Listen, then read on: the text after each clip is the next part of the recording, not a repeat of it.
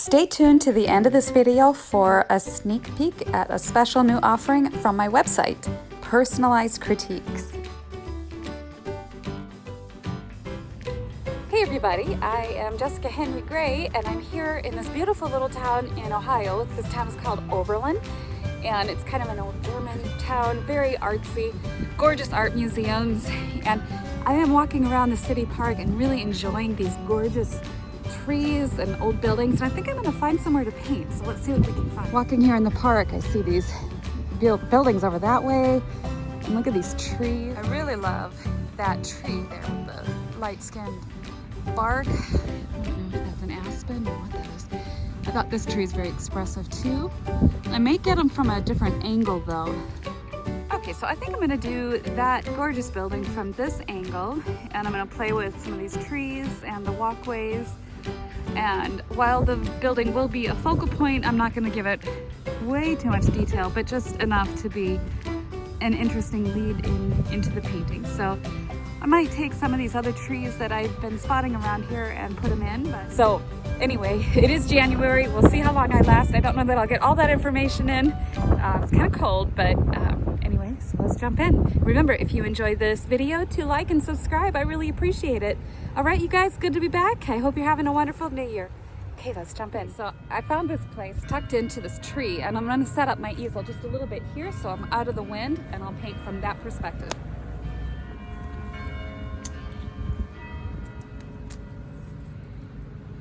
All right, so I have my tripod set up and my Open Box M easel. I've got my tripod contraption on the back here, so I will put that in its little position here. Very easy. And this is my palette extension right here on the back. That on my side over here. Just gives me a little bit of extra place to lay my brushes. And so,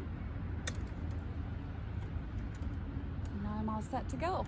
I don't think I'm going to go very much higher than this because I do have an 11 by 14 canvas today.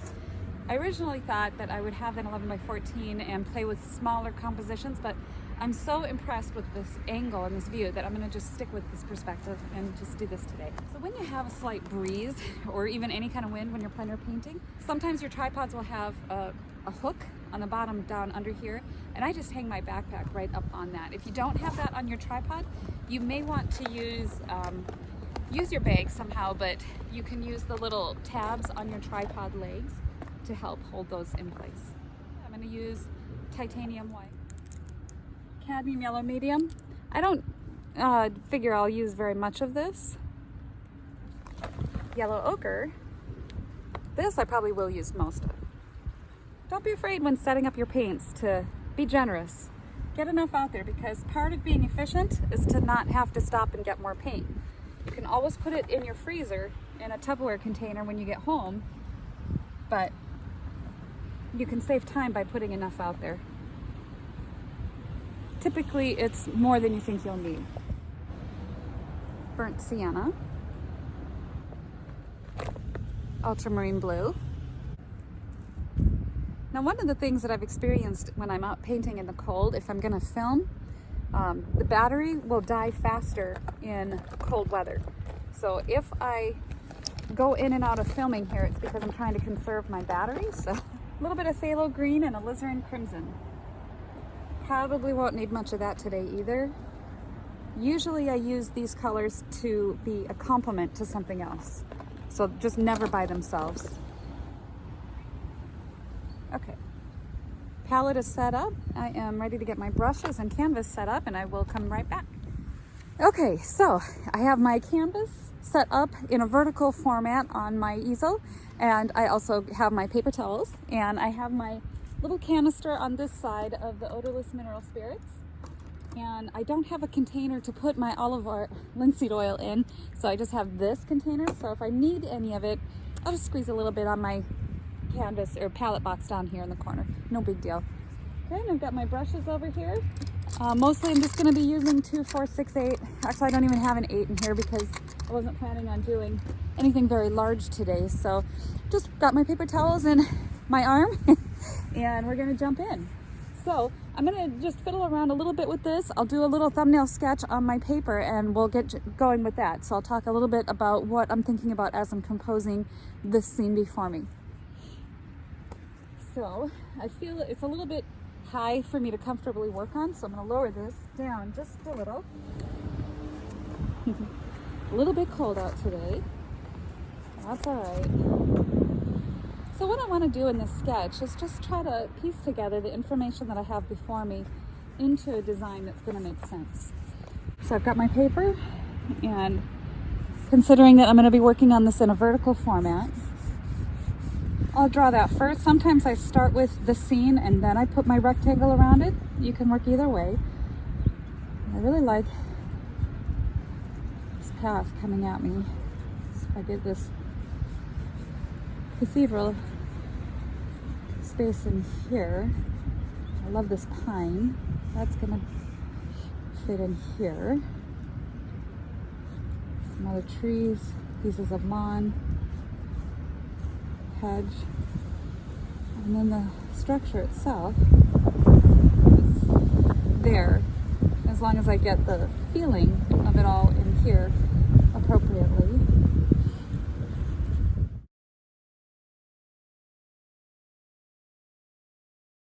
Get the values on here as I see them at this moment. Squinting down at the scene,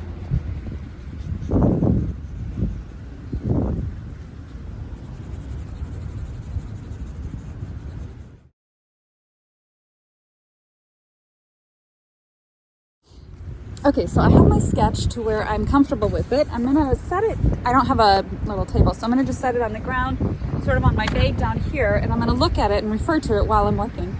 If you have a larger work surface that you're working on, you can always just set your drawing right there. And I'm gonna jump in.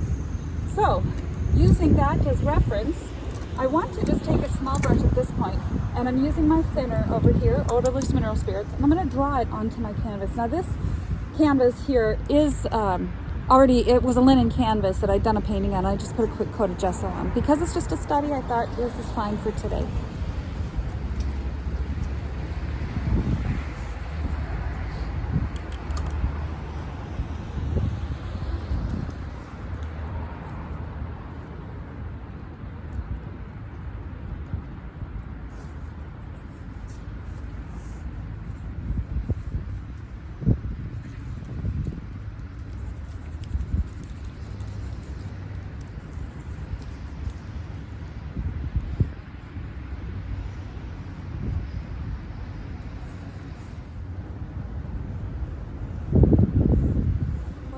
I am just looking at the abstract shapes that I see them as. So we've got this turret here, but this roof that comes on the other side is just a sliver of triangle over here. And the turret has these curved indications of its round form. So I'm going to lock my pinky on the edge of this canvas and just try to get some of these verticals in as straight as I can this way.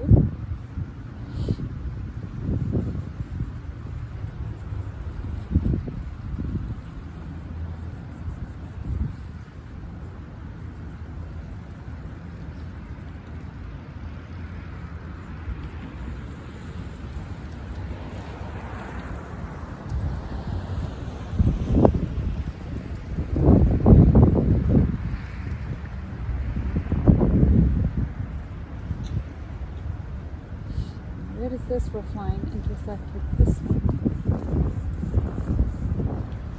There's a dome back there.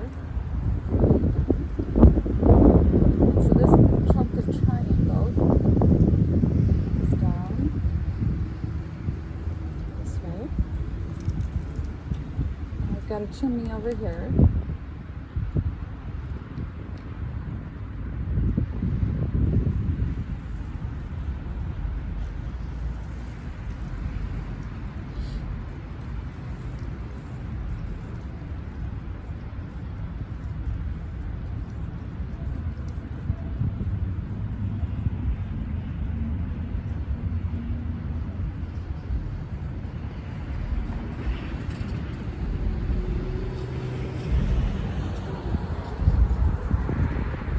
Roof line over there there is getting obscured by trees. So I'm gonna just, what I can't see, I can't paint. So I will just guess.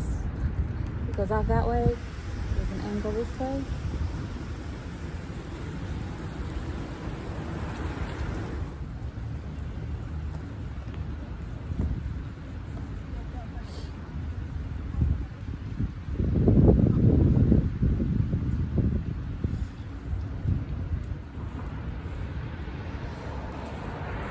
All right, now for the smaller things like the detail in the windows and so forth, I'm gonna stop filming, focus on some of that, and then I will come back on. Okay, so what I'm gonna do now is I'm gonna start blocking in some of the darker values here that I have going on this tree, thinking about the direction that the brush strokes and the branches should be in, using those darker, more bold assertions that way, like that.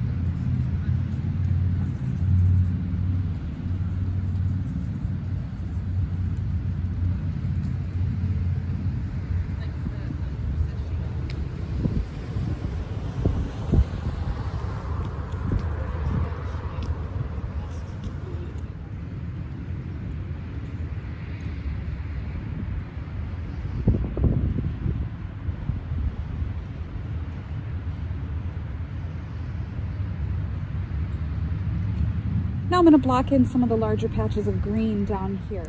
At this point, all I'm going to use the Gamsol for is to clean my brush. So a little bit of linseed oil down here, and I will use that to work the paint a little bit. Cad yellow. I'll just take some of this green over here or blue that I already have. Maybe a little bit of that cadmium yellow. Some more blue. That little linseed oil helps to make it smoother, come on better.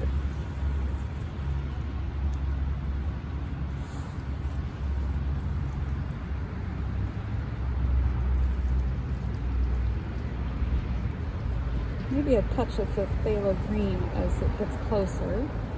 I want that richer, more vibrant green. Here.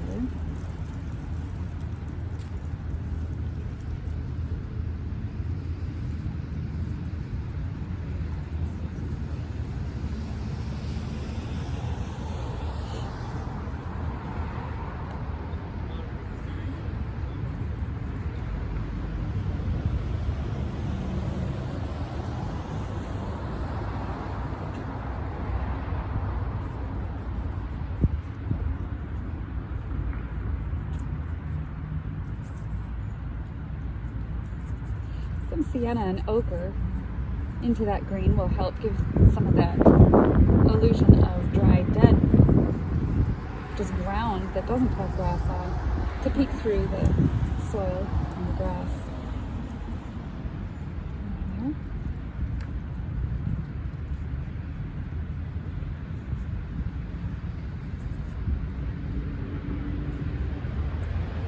And some patches of dryness.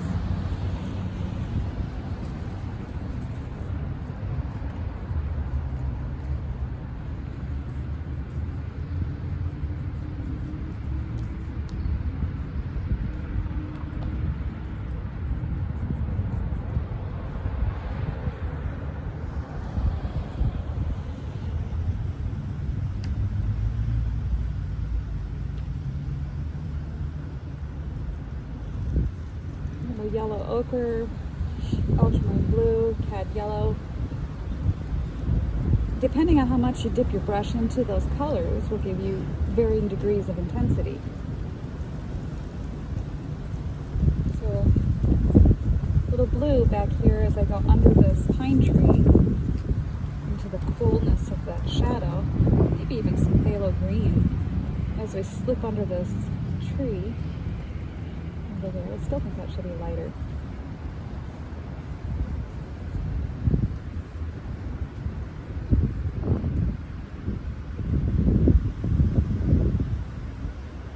Let's take a little bit of that alizarin crimson and some yellow to get to the feeling of some of those leaves on the ground.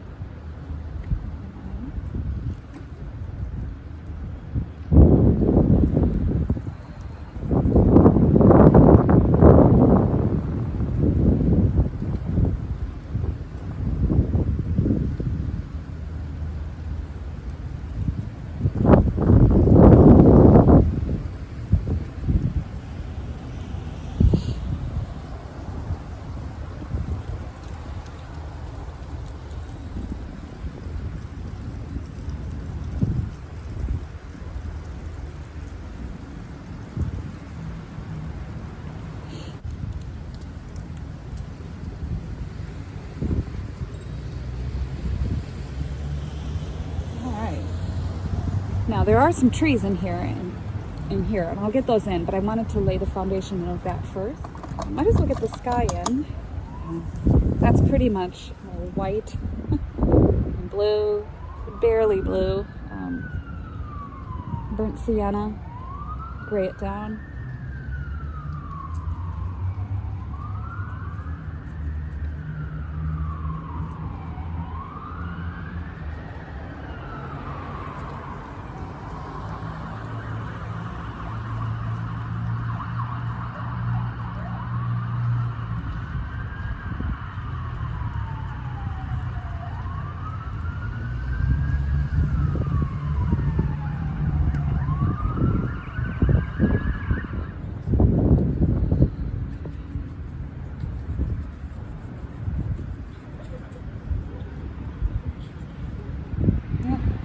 And that is a perfectly drab sky.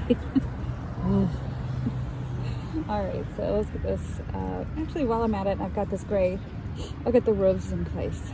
More gray, more blue, white, a little brown.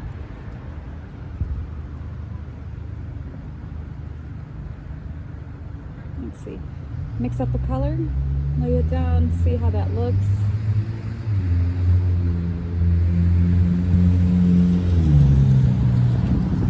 Not a lot of variety to the different values and shades of the gray up here. But I'm noticing up here, closest to the sky, it does seem a little bit lighter in value than down below. There's other building structures casting some sort of shadow on those elements below.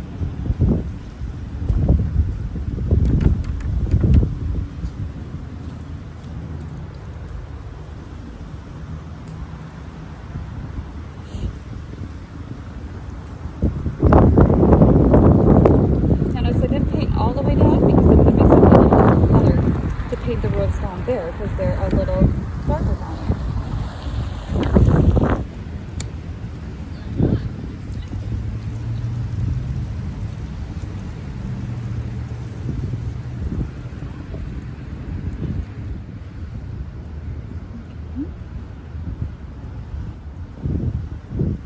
All right.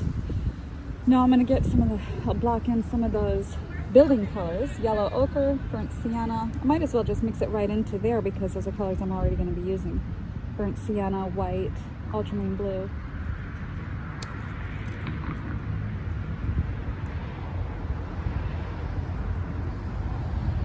So this is probably the lightest shade that I'll be using for this. So when I squint down at there, I'm just going to put this, not worrying about the windows, just putting this where I see this.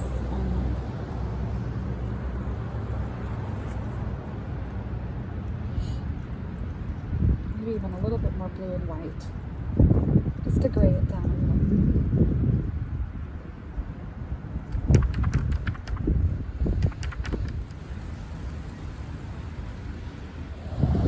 I'm just hitting these passages of this lit area up with a little bit brighter, whiter sense of light. Nothing really bright and sunny with yellow, but a little more white.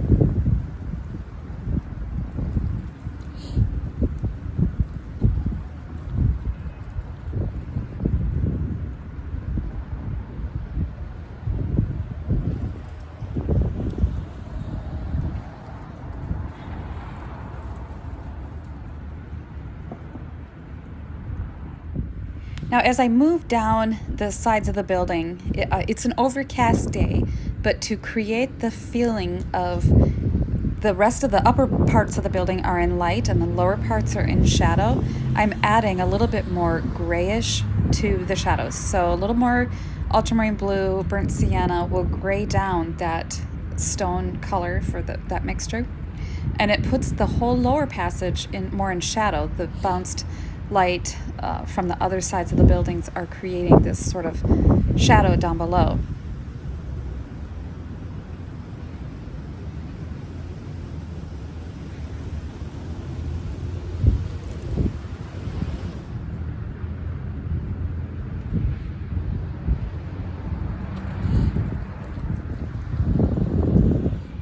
All right, locked in.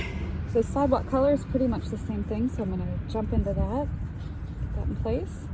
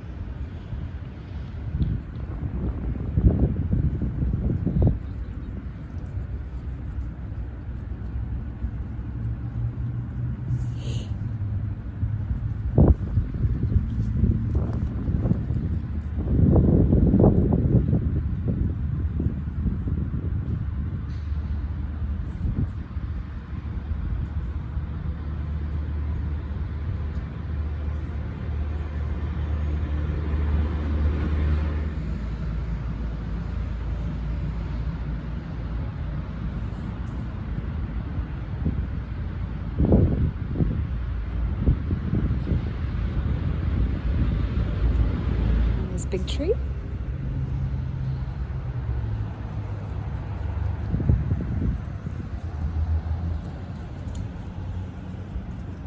Burnt sienna, ultramarine blue, yellow ochre in varying amounts. More yellow ochre though. I'll block it in with this darker greenish color. Then I can come back over this with a little bit of lighter green, but not much.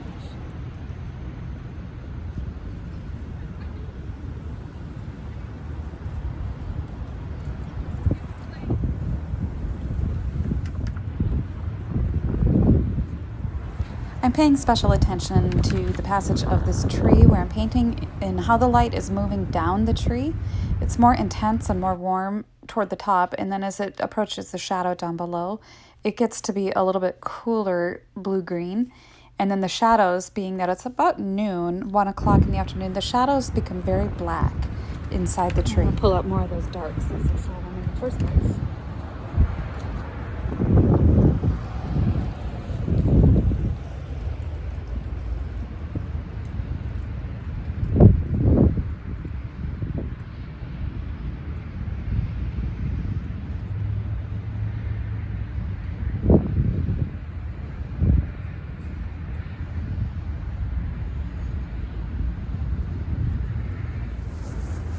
So I'm going to pull in a few darker darks in this structure so that it has a little bit more substance, such as the windows, and then I'll put in the trees, and I should just about wrap this up. What I'm going to do now is I'm going to stop filming and I'll get the windows in and I'll come back.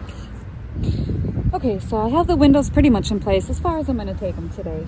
Now I want to get on some of these trees and start wrapping this up.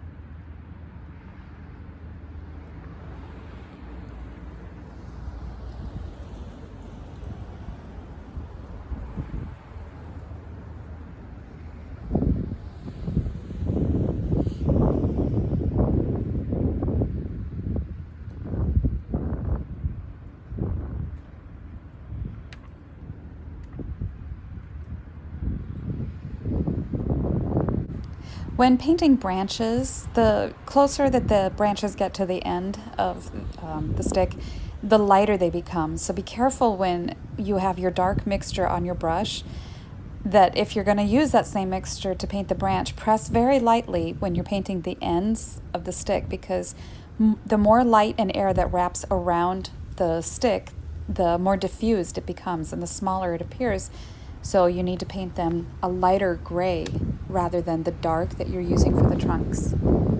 And also beware when you're painting tree trunks of what the value is that's behind the trunk. In this case, this tree trunk over here, I had to paint it a lighter value because it was in front of the dark valued pine tree.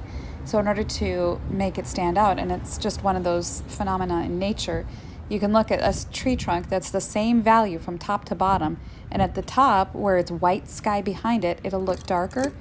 But if there's a black tree or a black value behind it, the same tree will look lighter at the bottom. So just be aware of that when painting anything that has the value changes behind it. So I'm taking just a dry brush here with the exact same color and very lightly suggesting some more just dried twigs and things. You don't need a whole lot of detail here, but just keep it loose and don't overdo it. I can look at the tree and see millions of sticks and twigs, but just keeping it light and airy and just a few is all you really need to suggest what it is that you're trying to paint.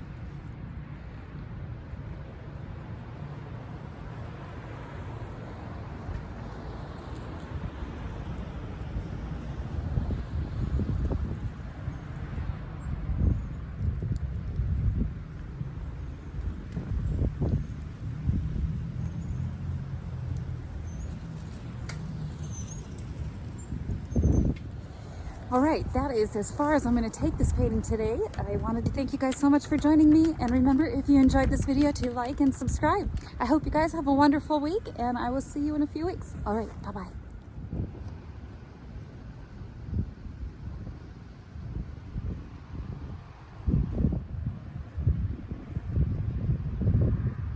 Hey guys, Jessica Henry Gray here. I am really excited to offer a brand new feature on my website. I am offering now, for the first time ever, personalized critiques. Have you ever got to a place in your painting and you're just really struggling with it? I think we've all felt that. Maybe you're at this place where you just need a fresh perspective. I am now offering them with over 25 years of teaching experience. I'm classically trained as well as impressionistic. So if you have questions on portraits, still lifes, landscapes, plein air, animals, drawing, watercolor, oils, whatever it is that you might be working on, if you need to have a little bit of help, some extra insight, you can follow the link below. And there's instructions on how to submit a picture and in place for questions, comments, whatever. And I will give a critique. You can see a sample critique of one I have done below. So click the link below. And if you have any questions, shoot me an email. I'll be happy to help you.